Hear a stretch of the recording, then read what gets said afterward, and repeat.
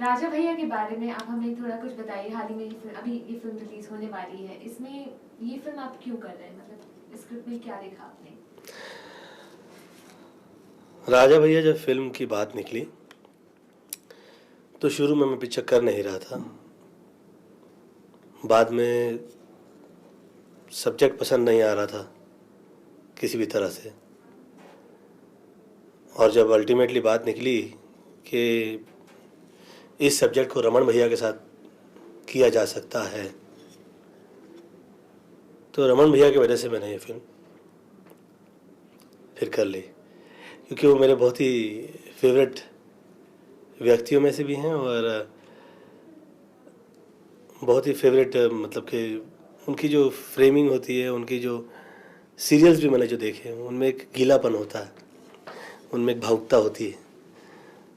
और बाकी मान सिंह जी से बहुत पुराना संपर्क था, वो पत्रकार रहे, तो उनका भी बहुत वर्ष से घर में आना जाना रहा। जब मैंने करियर शुरू किया था तब से तो बन गई, पिक्चर शुरू हो गई। राजा भैया में आपका किरदार किस किस्म का है? ये बहुत ही मासूम भोले भाले व्यक्ति की कहानी है, जो अपने हर माँ के वचन जो हैं उनको कभी वो खाली नहीं जाने देता, हर बात मान लेता है। और बड़ा सरल व्यक्ति है, भोले स्वभाव का है, लेकिन उसके पीछे जो उसका कल्चर है वो बड़ा ही स्ट्रांग है। और कठिन वक्त में भी वो बड़ी सरलता से काम जो है अपना निकाल लिया था। Very very interesting character. तो क्या आप कहेंगे आप इस कैरेक्टर के साथ आइडेंटिफाई कर पाएंगे, स्पेशली ये जो मातृ पूजन की बात है?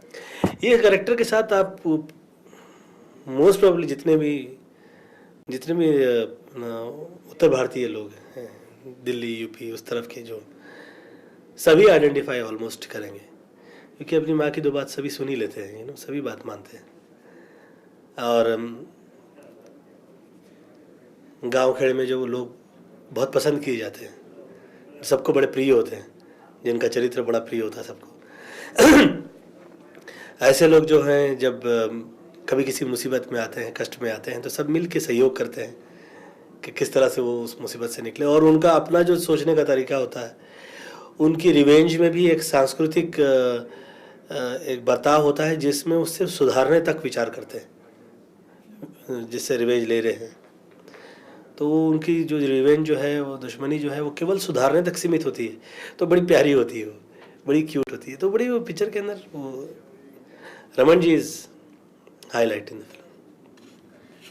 ये तो मतलब काफी लोग डिसएग्री करेंगे, सब कहेंगे कि आप ही फिल्म के हाईलाइट हैं, क्योंकि आपके...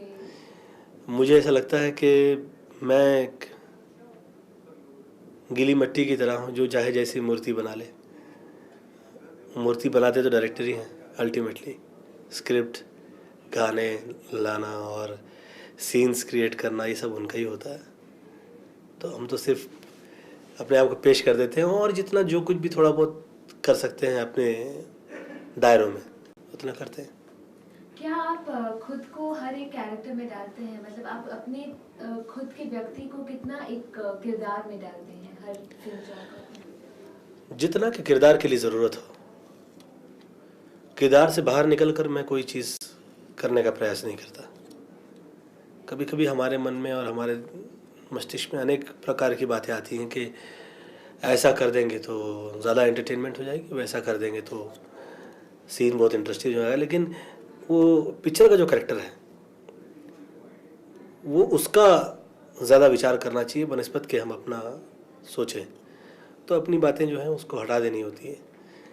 थोड़ी सी कभी कुछ चंद दिल लगियाँ होती हैं जो अच्छी लग जाएं और वो कैरेक्टर के चरित्रों के दायरों में हो, तो सबसे बैठ के बात राय मशवरा करके कर लेते हैं। अधिक स्तर पे नहीं, सोच विचार के। एक और एक 11 इतनी बड़ी जो आपकी हिट थी, उसके बाद अब ये रिलीज होने वाली है, तो क्या आपको लगता है कि लोग वही आशा रख रहे हैं आपसे? एक और एक 11 जो है वो फिल्म जो है वो केवल एंटरटेनमेंट की ही फिल्म थी। ये एंटरटेनमेंट की भी है और एट द सेम टाइम इसके पीछे कुछ थॉट्स हैं, कुछ गीलापन है जिसमें इमोशन है, तो है तो छोटी सी एक एंटरटेनिंग फिल्म, लेकिन वैल्यूज़ अच्छी हैं और लोगों को देखकर एक एक अच्छी अच्छी फील आएगी, मुझे ऐसा लगता है।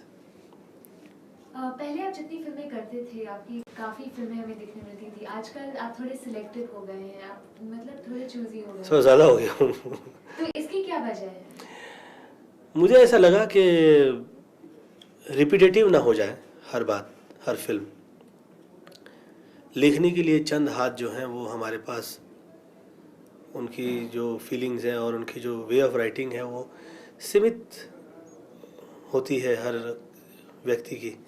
असीमित भी होती है, तो कितना अपना नया दे। 12 वर्ष तो सबने दिया ही है, and they have given lot of success, so I cannot be thankless to them. I am very thankful, but then when it comes to not to repeat ourselves, मैं सोचा कि मैं थोड़ा सा कम सोच समझ के सुलझा हुआ काम करूं तो बेहतर होगा। तो थोड़ा सा साल में ज़्यादा से ज़्यादा 2 पिक्चरें, उस तरह से मैंने कुछ सोच लिया। क्या आपको लगता है कि इस मुकाम पर ऐसा कोई किरदार है, ऐसा कोई जॉनर है जो आपने नहीं किया है?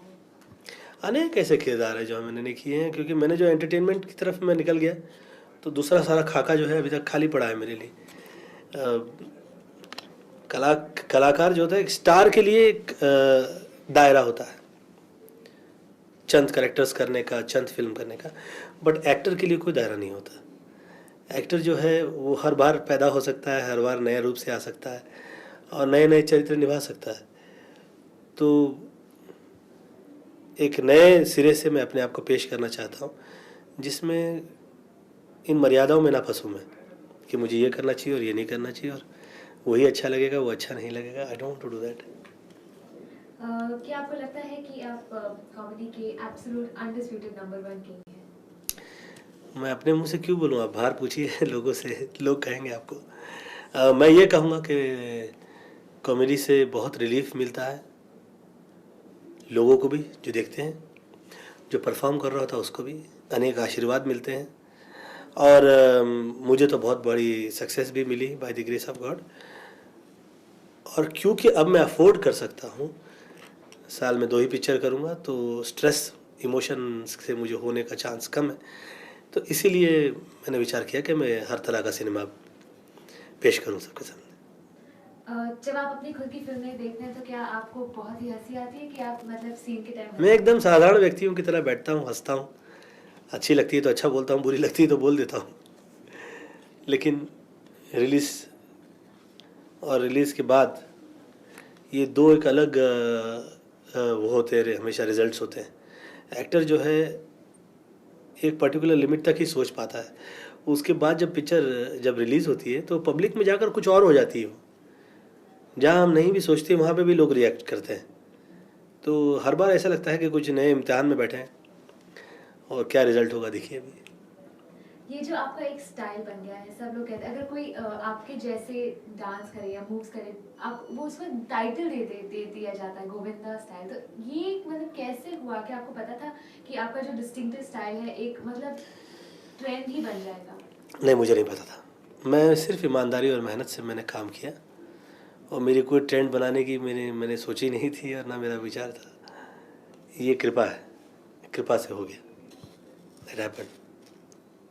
तो आपको कैसा लगता है जब मतलब बहुत सारे यंग लड़के आपको इमिटेट करते हैं आपके जैसे? I am thankful to God, बहुत खुशी की बात है। आपको पीछे कोई भी फॉलो करे, वो तभी होता है जब आप आगे हों, और ये बहुत ही कृपा की बात होती है जब आपको लोग लाइक करें। सबसे पहले तो कोई किसी को लाइक ही नहीं करता। अगर हमें कोई पसंद ही कर ले तो ये हमारे लिए बड़ी खुशकिस्मती की बात है। तो पसंद भी करें, फिर ऊपर से चाहें इस हद तक कि वो आपके तरह कुछ करें, बहुत ही शुक्रगुजार हूँ मैं ऐसे लोगों का। I am very thankful. आपके खुद के असेसमेंट में आपके करियर की शुरुआत से लेकर आज तक, मानिए राजा भैया तक, आप में किस किस्म की चेंजेस आई हैं? एवोल्यूशन कैसा हुआ है आपका? मुझे ऐसा लगता है कि जब जब जो चाहा मैंने, मुझे ऊपर वाले की कृपा से मिला हमेशा।